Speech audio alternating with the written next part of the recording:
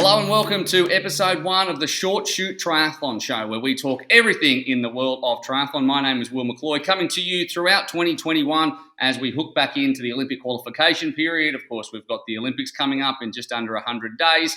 We've got another edition of the World Champs in Kona, if you're looking at long distance, and plenty of Super League and everything else coming up too. So it's great to have racing back, and we'll be bringing it to you.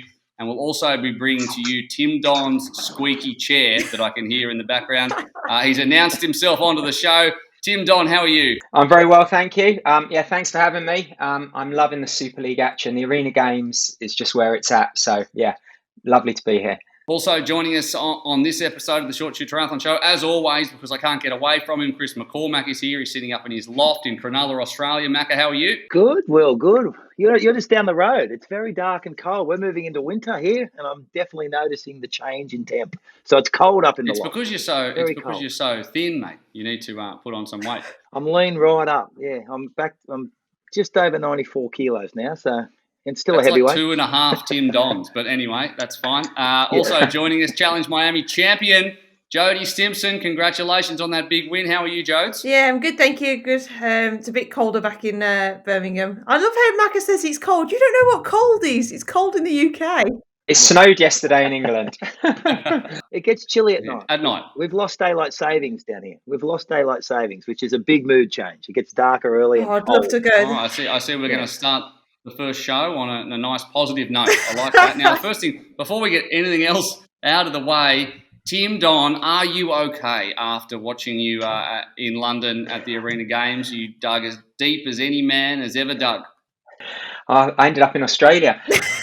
Yeah, thanks. Hopefully I didn't look that bad. I'm okay. It was a shock to the system. I will be honest. I think, I loved it. I mean, there's nowhere to hide in a swimming pool, as every triathlete knows. And again, you know, on Zwift and on those curved treadmills, I was hoping that my curve was going to be a bit flatter. But no, I really enjoyed the experience. But definitely not as young as I used to be, I tell you that. You were setting PBs while those guys were still in nappies, and you did incredibly well. There's no doubt about it. Now, if you don't know what the Arena Games is, Super League pivoted, if you like, away from championship racing to put on some indoor racing last year, and the first one was in Rotterdam. It's a mix of real life and virtual racing, so the bike and run are done in Zwift with our partner Zwift. It's a very immersive viewing experience, and the swim is done in a pool, so it all can be contained by the London Aquatic Centre, or in the case of this weekend, the Zwemcentrum in Rotterdam. The Olympic-sized pool, 200 metres, so it's 4 laps of that. The bike and run on the Tax Smart trainers are 4 kilometres and 1 kilometre respectively. And as Tim alluded to, the run's on a self-powered curved treadmill like an air runner, and it is tough to run on. It's a real skill. It's better for, I guess, the longer levered athlete, if you like. It's a completely different running style. And all of that's done on Crit City, which is one of the Zwift courses, one of the many. And the TV broadcast, well, it went out to 179 countries, and they all watched Tim Don sweat and puff his way through a pretty difficult half an hour or so of racing. There was plenty of suffering. Macca, I mean, we got up here in the middle of the night in Australia to call the race, and it kept us awake. How good was London? It was fantastic racing. Oh, it's just great to see racing back. You know, it's been such a tough, you know, what is it? How long is it now? 14, 15 months of a lack of racing. And, you know, as a fan of sport, you know, we've been calling races for a while now. I've been following the sport of triathlon for 30 years. I was just excited to see some racing back, even though it was in a very different format. And it's just great to see how difficult it is, because you can't hide the pain. You're seeing these athletes, it goes for such a short period of time, you know, a 200-metre swim, a 4K bike and a 1 kilometre run, and they're just out. So I loved it. I thought it was a really, really good event.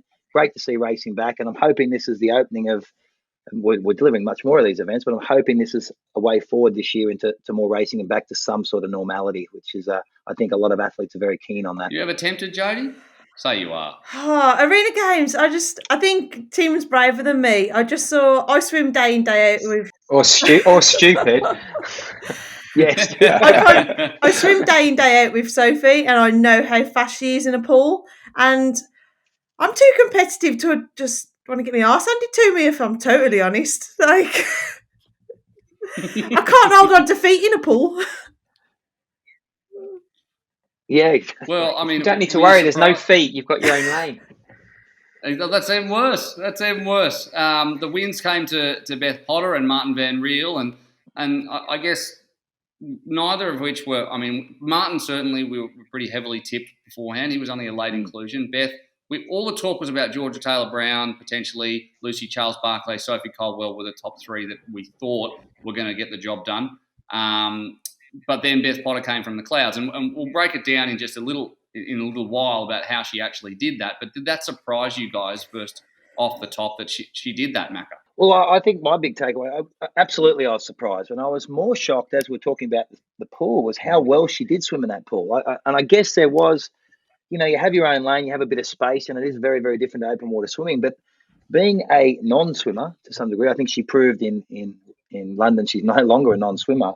I did think she'd be exposed in the pool, but she was right there. And when you're looking at Lucy Charles-Barclay in the lane to the left and Sophie Caldwell in the lane to the right, or either way around what it was, and she was tagging them for that first 100 metres, I was super impressed. So, yes, I was surprised. We were expecting a big run. We know she's very, very strong on the bike. We've heard about her transition across to triathlon. We've seen what she's done since the Arena Games with her running performances.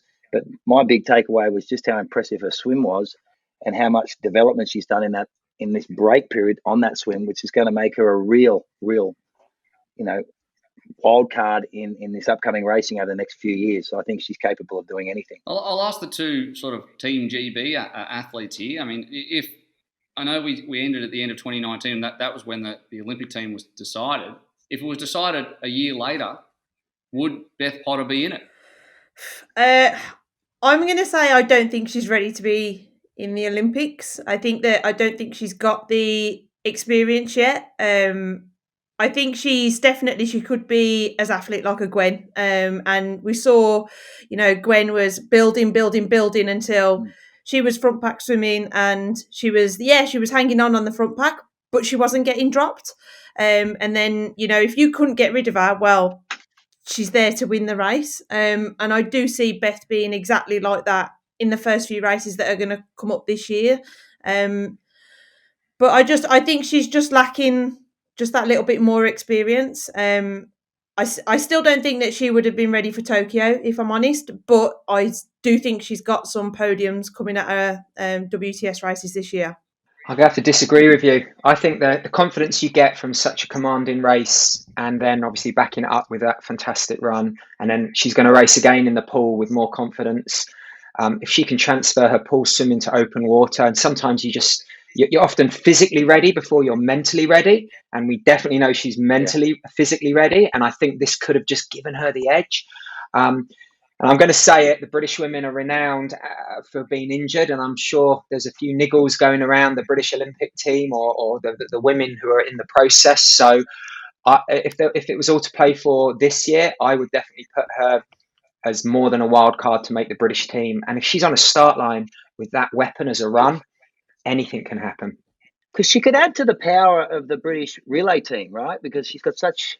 With the swim being so much shorter, she brings so much. Because I always see Sophie Caldwell as a great addition to that British Olympic team as a relay racer. Because she's so fast out of the blocks. But seeing how well she raced at Arena Games, and there's a lot of talk about it's been an awkward 14 months with no racing, and people are at different points of their preparation and blah blah blah. But as you said, Tim, you know that as athletes, you know that you do build. Sometimes you build confidence off a performance like that, and it actually elevates you. And we saw that the week later. We know she's a runner, but she's gone and done an amazing. She's broken a world record over the 5K. But she's a super talent. And Alistair Brownlee told me about her about 2 years ago when we were talking about bringing her to Jersey for the Super League races. I'm like, can she swim? He's like, no, but she's a hard worker, and they're all the ingredients you need to improve in this sport. She's obviously put that hard work to good use and is rectifying a problem with the swim. And I'm really keen to see her race another triathlon. I'm looking forward to following her progression over the next few months. And I tend to agree. If that opportunity arises for Great Britain, give someone like that a chance to shine at the Olympics. Let's have a look at the breakdown, I guess, and the data, because we've been crunching the numbers at Super League about what happened in London and trying to predict how it's going to play out when we get to Rotterdam this weekend. And one thing that stood out right off the top when we actually did all the numbers and did just a deep dive, and I say that but it wasn't me at all. I just got handed a file with all the deep dive on it. Someone else did way more of the work, but we. That was me. Not you. I forwarded that to you. This is what happens. This is what happens when we do a Super League Championship race. I do tons of notes and I've got heaps of stuff and I've memorized all this stuff. And then the night before we do it, I get a text from Macca and it always says, "Hey mate, can you just email me those notes you always do?" And then I do that. I don't believe that. I do not believe that. And then when he comes to the event, he doesn't even bring them with him. He's like, "Oh, I forgot to print out those notes, mate. Did you print out another copy?" I'm like, "Yeah, here's the other." He's memorised them. He's memorised them. I'm hopeless. No, what you're realising, Will, as my wife will tell you if you speak to her, I'm hopeless, mate. Realised. But then you go, "I'm so underprepared, mate. Oh, no." And then he just comes out with all this outstanding analysis. So I've learned to trust the faith. But anyway, to go back to the breakdown and the data, although much was made of her running, and we've talked so much about Beth Potter's running, and she was the quickest runner out there, it was actually the transitions that won the day for her because we've got a table, and I'll just read it out. So with total athletic time, which is total time actually swimming, biking, and running, and then total transition time. Now, Lucy Charles-Barclay spent 33 minutes and 40 seconds in athletic time, so swimming, biking, and running. Beth Potter actually spent 33:59, so it took her 19 more seconds over the course of the race to do the race. But in transition, Beth Potter 3:35, Lucy Charles-Barclay 4:02. So despite the fact that she hasn't done a Super League race before, her transitions were actually 20 seconds faster in total than anyone else out there, and that's what won her the race. And we talked about it before, Macca, that transitions are key when it comes to Super League racing, and as you make it even shorter with Arena Games, that's where it's won and lost. Well, transitions are important in any triathlon nowadays, right? But in particular, we saw that in the Arena Games in the first event we had in Rotterdam, where in that event, some of the athletes opted to run without shoes. It ultimately won them the race and put them right up there. So transitions, we were calling going into that London race were going to be critical, and bumming up a transition when an event is so short, the clock doesn't stop, as Tim and Jody know. If the longer you're still standing there, you've got to make that time up, and you just don't have the distance to run that out of people. So she was remarkable. And I think Lucy Charles-Barclay, you can forgive being an Iron woman. She's only ever raced those longer distances where there's not such an urgency in transition. But for the other WTS athletes and those people that have grown up in that style of racing, they need to not be so tardy if you want to win an Arena Games race. I think you could really tell on the swim leg that Sophie and Beth actually got to the side of the pool at the same time, but Beth was, at the flags by the time that Sophie even entered the water. And Sophie's, no slouch when it comes to fast transitions, but Beth was really on it in London, and I think she was on it all day and was just sharp all day. It goes back to what Alistair said about she's working hard. She's a hard worker. And, it's not just about your swimming, your running and your biking. It's a complete sport. It's about, in this race, it's about your dive. It's about your turns, and it is about your transitions. And she's looking hungrier than ever, and she's crossing all the T's and dotting all the I's. So, yeah, that's going to really pee Lucy off. But, it'll give Beth more fuel for the fire.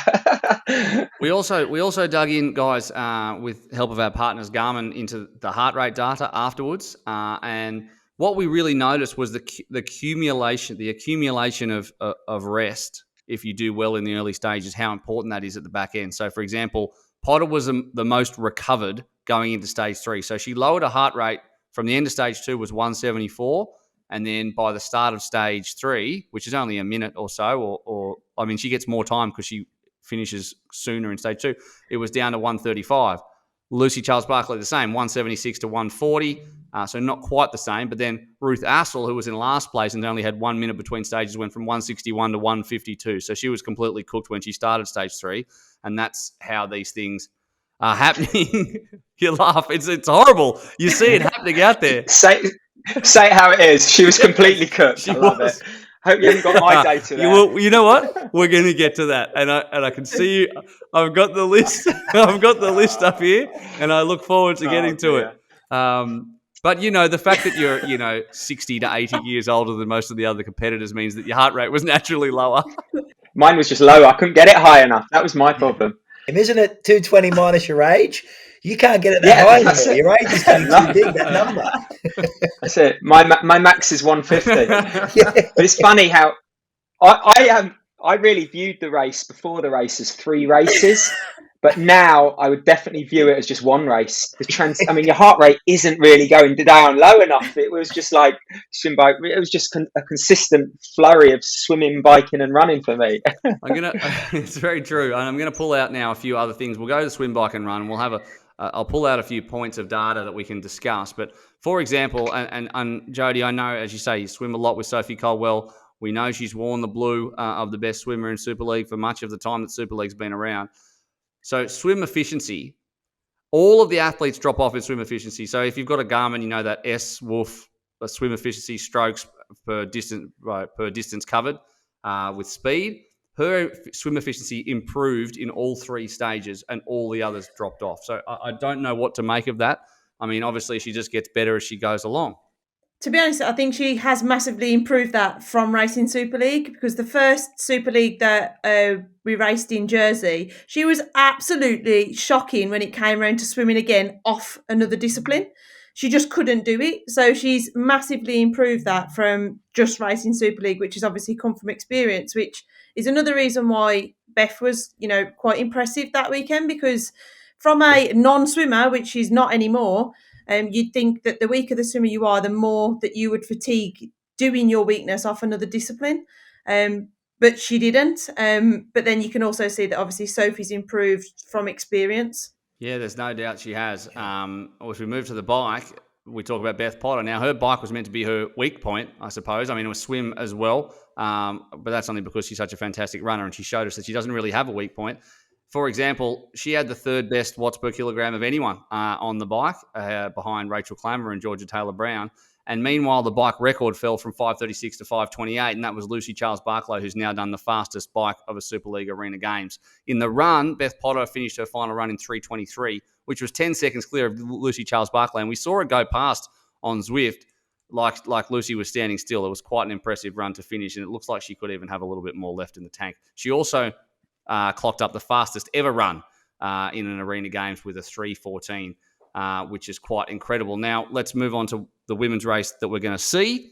And it's quite a similar field. We've got a few changes. We don't have Lucy Charles-Barclay, and that's because, Tim Don, journalist, what's the scoop on what Lucy's doing?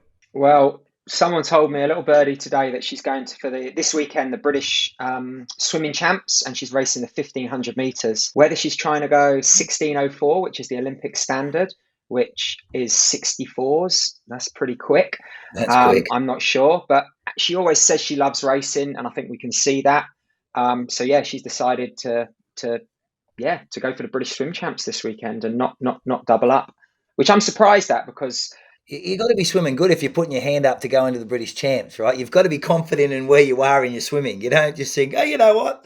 I've got an idea. I might put my hand up and dive in with the best swimmers in the country and have a crack at trying to get an Olympic qualification. So I'm eager to see that performance. We know how remarkable she is in Ironman swimming. We've seen it. We know we've seen all the times on paper, but it's really good when you get to see a triathlete mix it up in an individual discipline against the country or world's best athletes. I find that really, really exciting. I remember watching you, Tim, racing the 5K in South Africa on the track when you posted that 13. Was it 13:36? I remember 39. I remember, see? Yeah. That was amazing. But watching you guys compete with individual athletes in their sport was brilliant. But I think swimming is the hardest for us to compete in as an individual sport, because the technicality of it and the volume the swimmers do compared to the triathletes in their swimming is so different. So that's even more, kudos and respect, for Lucy. And then just think, I don't think there's been a woman, maybe McKeely Jones, Karen Smyers, who can podium at Kona and podium at Super League, probably within the same calendar year. Just the versatility she's got is phenomenal. Raw talent. Yeah, absolutely ridiculous. Well, unfortunately, she's going to be in the pool swimming 64s, if you don't mind. We also lose Georgia Taylor-Brown, who was a late out. I'm not quite sure why. She was on the initial list, so that's unfortunate. Ruth Assel is still finishing Super League London, so she'll be out.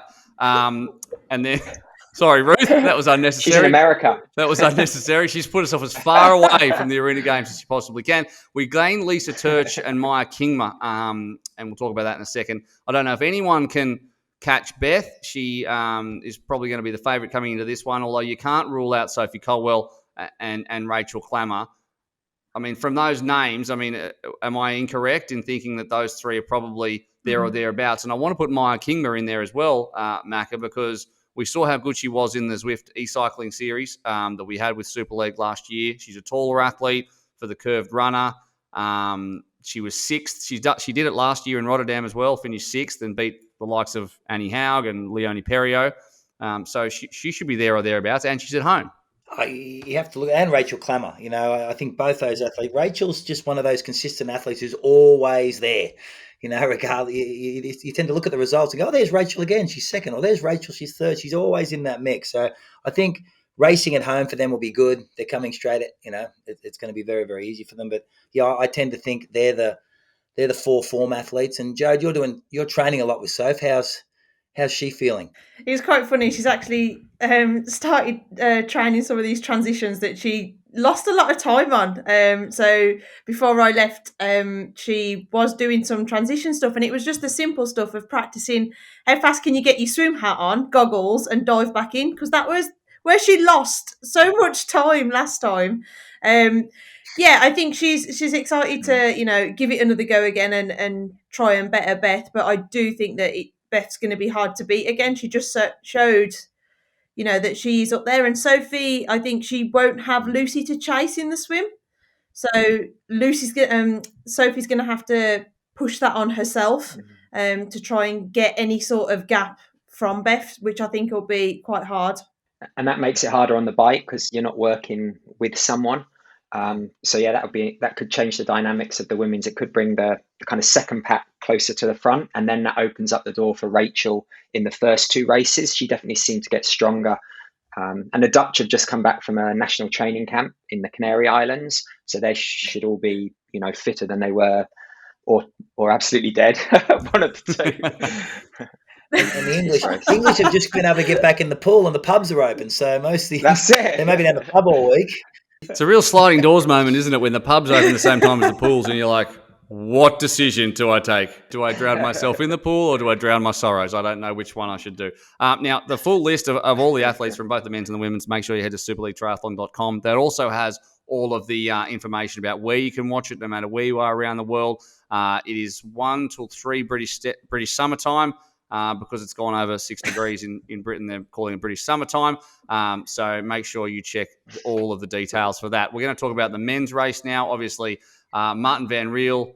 Oh, you know what? Before we get to that, we'll leave the men's race for a minute because we're talking about Beth, and I just wanted to mention the 5K record and get your thoughts on that, you guys, because she ran a 14:41 in Barrowford in England. Her previous personal best was a 15:24. She absolutely smoked her best. She beat the previous world record by a couple of seconds. She beat the British record by 10 seconds. That was Paula Radcliffe. Yes, it's a soft world record compared to the track 5K, and there's been plenty of discussion around her footwear, and now the legitimacy of the thing has been called into question because there weren't timekeepers or drug testers on site. But taking away all of that noise, what an outstanding performance, and an athlete coming on in such an incredible way. And Jodie, let's go to you first on that one. I mean, what are your thoughts about this, and also about all of the naysayers as well that have come in afterwards to have their say? I think it was phenomenal. I think when such an achievement like this has happened in sport, especially how everybody has been so deprived in sport, like, let's just take the positive for what it is. It's an amazing run that she did. Like, let's just give the girl a pat on the back. Like, there has been like negatives chucked at it about, but she's wearing carbon shoes and all this. She bloody ran fast. Like, let's just give her dues. It was an amazing performance, and I think she's not only shocking up people in triathlon now, she's shocking up people from running as well, and athletics, and how it should be. It's an amazing performance. Yeah, I mean, I think everyone's got access to the shoes, whatever brand they are. That's a level playing field. It's just your personal choice, but it's a world-class performance, and I'm just so impressed with how she's handled herself. Watching her obviously in the Super League Arena Games, and then going on to do that. And I just think we just need to celebrate sport right now. She's done nothing wrong. Train hard, commit herself, to the process of being a better athlete, and she's been rewarded with with the fastest time in the world, whether it's official or unofficial. You tell me how many people can run sub 15, how many women can run sub 15. I don't think Gwen's run anywhere near that, and she's an Olympic medalist and now trying to go for Tokyo. So yeah, I've just got so much time for what she did and how she did it. So yeah, big kudos for her. Oh, I think it's awesome. My personal, I don't care what anyone says. When someone asks you your best time now for the rest of her life, 14:41, it's what I ran for 5,000 metres. They don't go, oh, were they in carbon shoes or was it down? It's like I ran 14:41. And the one thing the one disadvantage I hate nowadays with social media and everything, it's just that everyone seems to be a glass half empty person. And as you guys said, it's we celebrate sport. Let's celebrate the athleticism of people. And it was just wonderful. I woke up and went, man, that's quick. That. And I always feel I guess I'm the older generation than you guys, but I always felt it was great to be able. I used to run with the runners here in Australia, and I always felt like I had to justify that triathletes could run. And I was able to do that when Timmy, you ran in. That's why I know your time in South Africa. When you ran that time in South Africa, I was here in Australia going, see, mate, he's a triathlete. Look at that. That's a legit time around the track. And then Alistair Brownlee went and did a 10K and raced with those guys around dropped a low 28. And I'm like, see, let me guess, the course is short, because all my friends used to go, oh, the courses are short in triathlete and net triathlons. And now Beth Potter's posting the world best time, 14:41. She's a triathlete now. So it's just great to see, celebrate it. I'm super proud that a triathlete can claim they're the fastest 5,000 metre runner in the world on the road, and let the naysayers whinge and complain and post their Twitter posts. I'm not listening and don't care. Well, once you learn how to use Twitter, you're going to start listening, Yeah. Is it Twitter or Twitter? Does she go for the 10,000 or 5,000 qualification time? It's a genuine thing. She's got to talk to her coaches, because she's not going to go to Tokyo for triathlon. Does she? She's got the Commonwealth Games next year in England, in Birmingham, but she's training for triathlon and she's still running world-class times. Does she try and knock out a good track time to go to Tokyo? I don't know if that's something that's on her radar, but she's got to be seriously thinking about it. There's a lot of triathletes now that are crossing over. I remember the first time we saw that in 2000, Carol Montgomery made the 10,000 metre track team and also raced in the triathlon. I know Hayden Wild right now is probably eligible to qualify for the New Zealand 5,000 and 10,000 metre team as a runner. He will also go as a triathlete. So it's just great to see the talent of these athletes, that they're able to migrate across sports. And it's testament just to how quick triathlon has become in refining those three disciplines and how close they are to world standard in those individual disciplines. Had someone told me that triathletes would be capable of doing what they're doing today back when I was racing, I would have been all in. Not possible, but I love being proved wrong. It's amazing.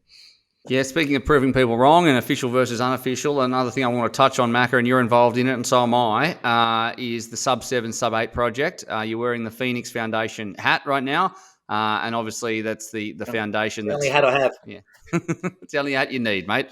You only got one head. So this is about breaking 7 hours for the iron distance for the men's and 8 hours for the women. So at the moment it's 7:35:39, I think, for Jan Frodeno, set a few years back, and it's an 8:18 from Chrissy Wellington about 10 years ago now. So it's taking big chunks of time off that. Tell us, Macca, a little bit more about it. So if people haven't heard about it, where have you been? But also just you're obviously the founder of this project and a big part of the foundation that backs it. Part of the foundation. But first, Timmy Don on screen is the official Ironman world record holder. Indeed. Right, so, Indeed. In Brazil. So he knows how to go quick. And he did that in very, very different circumstances than we're about to present in the Sub-7, Sub-8 project. But that really came about in as a bet in Bahrain. We were having a conversation at the time with Daniela and a few of the women about breaking 8 hours, what it would take, how far off, could it be possible, what if there was paces, and Alistair Brownlee piped in. Said, well, what about us? I said, what about breaking 7? I'm like, not possible. And then we started unpacking it all, and everyone here knows Alistair. He's quite a confident human being. When you're sitting at a table with Javier Gomez and Jan Frodeno, I would be relatively reserved. But he's like, mate, 7 hours, I could do that. You give me the right things. And so with that conversation happened, and I said, well, let's go away and did it. So we went away and put the plan in place and said, okay, let's try and go about delivering this event, which we've gone about doing. So it's going to be very, very interesting. I'm more interested in the journey to the race. I'm not, following the time, whether it's possible or not possible, we're going to find out on race day. There's obviously going to be paces in the swim. They're going to draft on the bike with swapping turns. There'll be 8 paces they can have across the 3 disciplines. So where they use those paces is entirely up to the athlete. And I think the women are going to get under that 8-hour mark quite comfortably with Lucy and Nicola Spirig. I think Lucy will really enjoy having some company. You know, when you think of the way she races Ironman racing, she's off the front.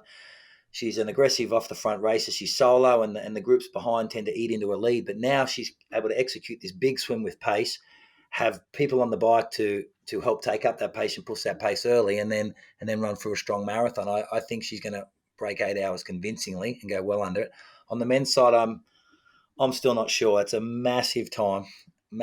Speaking to both Alistair and Christian Blumenfeld, they seem to think it's possible. I unpack the time and think, man, if you do it, I'm forever your biggest fan, because I think it's going to be very, very tough. And I'm really, really eager to see just how uncomfortable that last hour and a half of racing is going to be for the men and the women, because there is no pacing. When you're going after a world record, and Tim can tell us because he's done it, you are going from the start. It's not a tactical race. It is all in from the onset. And that's a very, very different style of racing and a very different way of attacking an event. That's painful. I agree with Macca. That's tougher than the women's target, but I think the process is going to be awesome to follow. I mean, I've broken it down with my coach, who's a real stato, especially on the bike, and we've looked at the kind of power, the speeds, the cadence, the drafting effect, the kind of course you're going to need. And I just think, I just learned something new. They're allowed 8 paces today.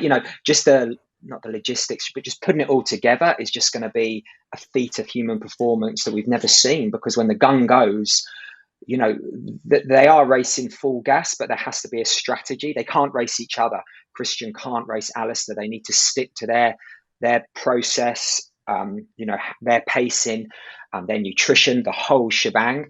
And I just think, if we can, I'm sure you guys are documenting it on the way, but that is what can the human body do? I mean, we didn't think women who are training for triathlon could run as world record times, and they've just proved us wrong. The sport of triathlon is amazing like that. So yeah, I'm super pumped for it. And I just think it's going to be an amazing, amazing feat. But I think it's going to be tough for the men. I'm quite excited just to watch the event and seeing how the different approaches to like breaking the record is going to come across. Like, I've heard that Alistair thinks it's going to be all down to the bike, and Christian thinks it's all going to be down to the run. And I mean, I'd kind of have to side with Alistair on that like kind of that big chunk needs to be taken from the bike. Like, you can get the most gains from the bike, but having so like different approaches to kind of breaking the record, I mean, that's going to be really interesting to see how that comes down. And again, it's celebrating the sport that we love. It's celebrating triathlon. It's another element to seeing what these amazing athletes, the body can do. So it's super exciting, and it'll be really entertaining to see who breaks. Have you guys got a course yet? Yeah, we've got a course. We're about to announce the course. It's a course you're all familiar with without giving too much away. But it's a fast course. I didn't give anything away. I didn't say anything. I know the course. It's definitely going to be Kona then. We all know the course. It's Kona. Easy it's course. Brazil. Easy. It's Brazil. In Brazil, yeah, that's it. The Brazilians would go crazy. There'd be 200,000 spectators. Carnival. It's around a velodrome. It's the quickest we can. 3,000 loops of a velodrome. I'm joking. It's not. It'd be entertaining to try and see anybody try and run off that. Got to run on the velodrome too, on the turn. Well, there used to be a race in Bordeaux like that. We did. There was a swimming pool in the middle of a velodrome, and then they rode on the velodrome, and on the run was in between the velodrome bank and the pool. And I think I didn't take part. The corner was so tight, they put rough Velcro strips so you wouldn't kind of like run round, if I remember correctly. And there was a mat you had to dry off before you got on the. It was on TV. It was awesome to watch. We did a couple of them here in Australia. We did one in Perth and one in Adelaide with the pool in the middle and the Formula One series, and yeah, exactly that. You rode around the velodrome. It was awesome, and you had the 15-second towel down as you got out of the pool because you couldn't drip water on the wooden velodromes because you just end up in chaos with bikes crashing as they hit that little water patch. So it's a lot of fun days. Back in the olden days. What's old is new again. Yeah, but this time it won't be in black and white, mate. It won't be in black and white, so that's good. Let's get back to the present and talk about the men's race. Completely different race from London. We're looking forward to in Rotterdam. There's only 4 athletes returning from the London race. Alex Yee, Jonas Schomburg, Vasco Valasa, and Martin van Riel, who was our winner. And new faces are Alois Nabel from Austria, Marco van der Stel from the Netherlands, the 2 Frenchmen who seem to always race together, Anthony Poujard and Aurélien Raphael, Daniel Bakkegaard from Denmark, and Felix Deschamps from Romania. He's a Frenchman. He races for Romania now. So there's plenty of new faces there. A couple of them have done Rotterdam before. Nabel and Van der Stel both have, but then we've got 4 absolute newbies to the Arena Games. So that's going to be extremely interesting. You would have thought that the winners or the guys at the pointy end will probably come from that group that are coming from London in Schomburg, Valasa, Van Riel, and Alex Yee, potentially. If not, I mean, those other names I threw out there, I mean, who do you guys like from that? And can we see any other contenders? I'm going to go with Martin and Alex. Anyone? I like Raphael. Martin and Alex. Well, they came first and third, so I'm gonna still keep with Martin and Alex. I think that those 2 are going to be the strongest ones. I think Raphael. I've raced him a lot. He's an animal in the Raphael. He's an animal, open water and in the pool. His power. I used to race him in the French Grand Prix when he was 12, and I was 46 back in the day. And he's just an explosive. He's an explosive athlete, and I think he's my. I don't know if dark horse. He's someone who's never taken part in an Arena Games. He could be someone that could really shake things up. But again, transitions, small things like that. If people neglect those, then they got no chance. I'm with Tim. I think that French combo, their swim power is just remarkable, and we've seen how important the swim is in Arena Games racing. It sets up that first race. You have the ability to close down in that pool with those powerful swims like Lucy Charles did in that second race in the women's event. And I just think those French athletes are so used to this hyper short racing. They've done it their whole life that their transitions are slick. And as they start to fatigue in those longer races where they can get caught out, you've got a K, and they run as quick as anyone over 1,000 meters. So I think both the French athletes could be in that mix, but Martin van Riel has shown that he can swim. He can do all those disciplines as well. So it's going to be a very, very good race. But with Tim, expect the French to be right up the front.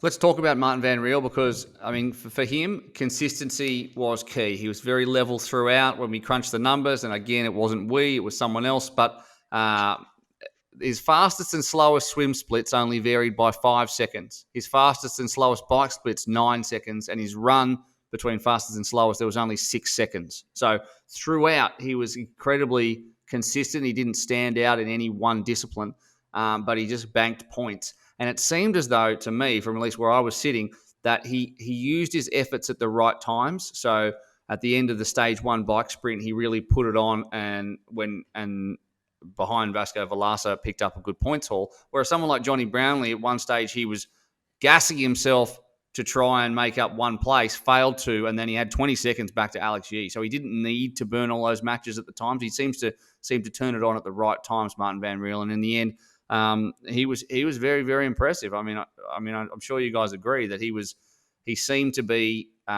consistent throughout and just banked him a little bit like a Jess Learmonth did in Rotterdam last time.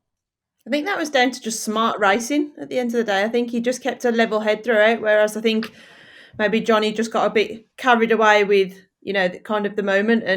But I think Martin kind of just made really smart race decisions all day, which kind of ended up with the win. I've raced him on Zwift a few times, and he's always in the right move. But he's got the power for someone who's so light. He can still crack probably close to 1,000 watts. But he knows when to use it. He's kind of reading that virtualness of Zwift so well. And again, that's saving him energy.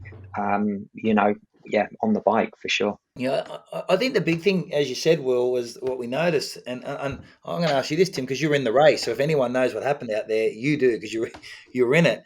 But are you aware of the distances between the riders behind on the screen? Can you guys see what we see? Because as Will said, Johnny, really, his consistency was there. He really blew it in that third race, but he didn't blow it. It's the wrong word, but. Had he just conserved when that gap in that second race and just backed off a little bit, because we're chasing points, you're accumulating points race on race. So knowing where those other athletes are, if you can't close that gap, back it off, because those points you have to stack up to pick up in that next stage. And are you aware of that? Can you see what the other athletes are doing? I was definitely aware of it. On the second race, I knew I was out of it, so I took the swim absolutely just as a recovery warm down. So I knew I wouldn't get as much rest, but I could hopefully flush my body out. Definitely when you're on the bike and on the run, you're not looking at yourself running, you're looking at the right-hand side, the gaps between, and you're seeing where people are. And yeah, you've got to be able to read that. And often when you put the power down, it takes a couple of seconds to come through. So it's all about that timing. And you can see if someone's moving up, there's going to be a jump at the front. You can't be last man, because if that gap, it's very hard to close a gap once it goes to 2 or 3 seconds. It's exponentially harder, especially on the bike. So again, Martin's really good at reading that. And Jonathan, he's just a not the Mongol, that's Alistair, but he's just a fighter, and he's maybe not as finesse when it comes to that side of the race skill, which these younger guys definitely got. They're young kids in their video games, hey Tim? Tell you what, geez. They're virtual worlds. I played Golden Axe and Street Fighter. Donkey Kong was my game. I played Atari. Asteroids. Macca, you played with marbles, mate. I loved it. Yeah, marbles. Pick up sticks. Now, one guy who we probably expected more from was Vasco Velasa, who, he's second in the Arena Games 2020. Then he won stage 1 in London. He was wearing that little beret on the bike, and he nudged in front just at the end. But then in stage 2, he was a couple of seconds back, and this speaks exactly what Tim was saying. He was a couple of seconds back in the stage 2 run. He just missed the bike group. Then he was a couple of seconds back there, and he just fell right off, burned all his matches trying to get back, and finished 45 seconds back by missing the bike pack.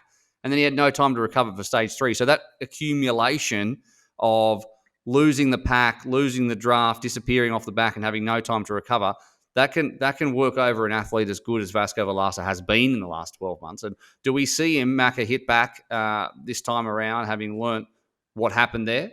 Well, you heard his interview after race 1. He was all in to get that performance in stage 1, and he said, "Mate, I'm out." I think it was a matter of fitness. I think he was a lot fitter come that Rotterdam race compared to London. He's on a different build. He's obviously focused on the Olympics.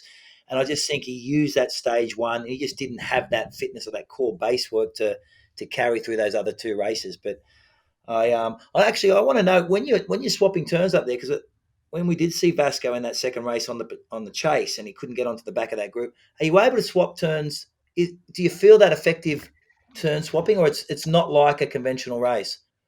No, you do. Like, you can definitely go from, if I'm on the front of 5.5 watts per kilo, I know I can drop to 3.5 watts a kilo for maybe 10 seconds and I won't get dropped.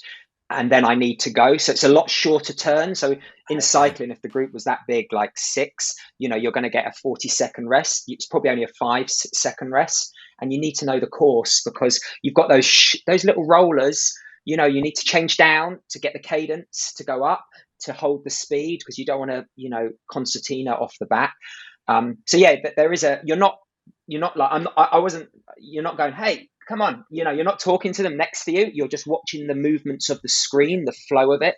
But yeah, you can definitely save energy if you're smart. But once you're gone, like you saw, you're not going to catch the pack. So you need to make the smart decision, to ride hard enough where you're not losing too much time, but you don't want to. It's so annoying when you're seeing the same watts per kilo and they're just riding away from you because there's more of them.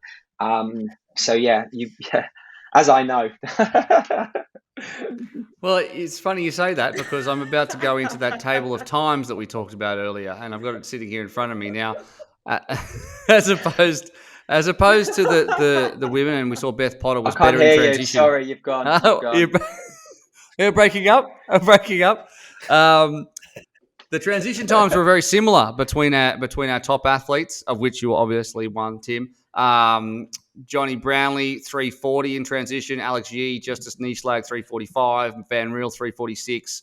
Velasa, 353. Then we start to blow out a bit. Schomburg, 357. Benson, 401. Have you noticed any of the names we haven't read out yet? Goodwin, 422. And then Tim Don, 431. You've missed someone. Yeah.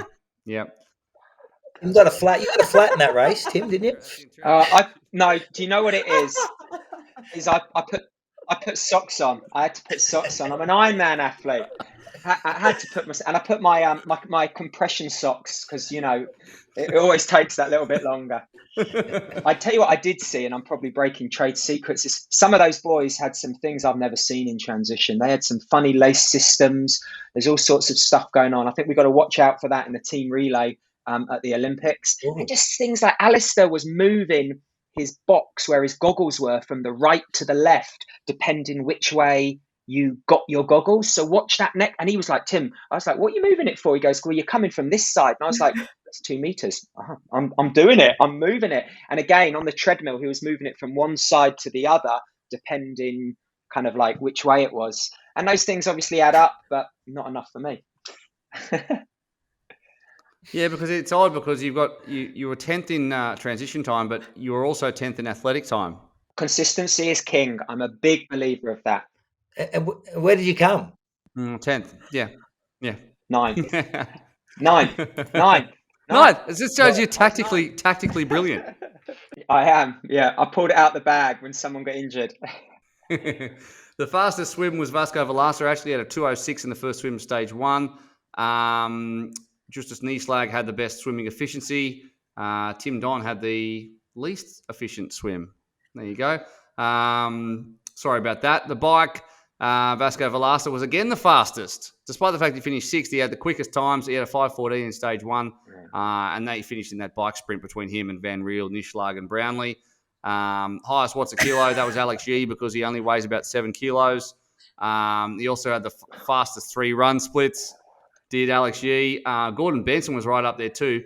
A 2:51, the two of them shared as the fastest run on the 1K on the air runner, which is incredibly good. 2:52 Van Riel. Now, heart rate was a really interesting one because, and I'm just reading this off my notes now, Martin Van Riel's heart rate for the entire event, including the breaks, on average was 148. He only peaked at 163. He never got his heart rate above 163. And at the end of stage 2, which is when the heart rates are normally quite high, he maxed out at 156. And by the time he started stage 3, he was 115. That is quite unbelievable. Yeah, that's super low. Boy's fit, super fit. It really is. That's what that data says, Will. All that washy stuff he said basically says he's ridiculously fit. Hey, I'm reading someone else's work here, mate. Let me give it time to shine. Jeez. Yes, he's incredibly fit and also measured his way through incredibly well. Gordon Benson, on the other hand, highest heart rate of the day, 209. So how old does that make him? He's like 12, 11. 11. Wow. Well, it's funny you say that. He actually did the 5K with Beth and she beat him. Oh, wow. Yeah, he went 15. He went 14:52. Oh, she beat, yeah. Wow. She did. Wow. Now, well, yeah, see, you, Tim, went from 157 to 135 at the end of that. So that's not too bad. You got a nice low heart rate. I'll take that. That's good. Yeah. Yeah. I don't want to hear anyone say a word against you, That's mate. good, I'll Giles. defend you to Yeah. the death, which for you is only going to be a few years away. He's talking against me. What's going on? Exactly. All right. I had my vaccine. I was in the first vaccine batch because I was so old. So Oh, dear. Oh, dear. All my family here got vaccinated because they look after me. So I'm the old person to look after. They got to protect me. This has gone completely out of control. So before we finish up, guys, can I get predictions for you from each of you for the men and the women? And we'll start with you, Jody. Who do you think's going to win the men and the women at the Rotterdam Arena Games this weekend? I'm going to go Alex for the win for the men, and for the women, I think you can't beat against Beth, but Sophie's going to be close. Good. I was hoping you're going to back Soph. What about you, Macca? I'm going to take Martin again. I think the numbers say it all. He's flawless across the three disciplines. His swim is so strong it sets him up. And I'm going to say Beth. I think she's on a roll, as Tim said at the start of the show. I think she's going to go from strength to strength. She's building some confidence, especially after the run and after winning. I think she's going to be very tough to beat. Timothy? Yeah, I think Beth. Definitely Beth. I think it's going to be a different dynamic race just for the women, just with Lucy not being there. And then for the men, I'm going to take a risk and go for one of the French athletes, Anthony. So, yeah. All right, Anthony Poujard. I thought you were going to go with Raphael. And Will? I don't think you get out of making a prediction. One of the spreadsheets that you've I'm got. not a triathlete, mate. Just go on the spreadsheet. No, I think you got to put your head on the chopping block. Let me just check. I'm not racing, so you can't pick me. Just a quick tip, wasn't going to pick you, but okay. You've got all the stats in front of you. Yours should be spot on. I do. Let's see. It's impossible to go past Beth Potter, obviously. It's out of Beth and Sophie for me. And for the men, well, I hate to say it, but it's going to be Beth and Martin again, I think. But, they were both so commanding in their performances, it's hard not to. So we've run out of time, though. That takes us up to the hour. So thank you so much to Macca for joining us, to Sophie from joining us from the UK, Tim for joining us as well, for squeezing us in between your sessions. And did I say Sophie? Sorry, I was thinking about Sophie. I was thinking about Sophie. I was looking at her on the spreadsheet. Thanks to Sophie for joining us. You don't want to. Also, thanks to Jody for joining us in Sophie's absence. Alistair. The better version of Sophie Colwell, Jody Simpson. Thank you so much for joining us as well. Now, I should wrap up by telling everyone out there. What's that? Yeah, I got myself out of that. We'll just cut it out in post. Don't worry, it's fine. The Rotterdam Swim Centrum, it's on this Saturday, 2 to 4 local time. That means 1 to 3 British summer time. Check the Super League website for the full list of details, superleaguetriathlon.com. If you're in the USA, you can watch it on Flow Sports. Germany, Sport 1. France, you can see it on L'Equipe. UK will be on BBC iPlayer and the BBC Sport website, I think. And Europe, the highlights will be on Eurosport. But don't forget, it's all on superleaguetriathlon.com. Thanks to all of you, and thanks for listening as well. We'll be back with another Short Chute Triathlon show very, very soon.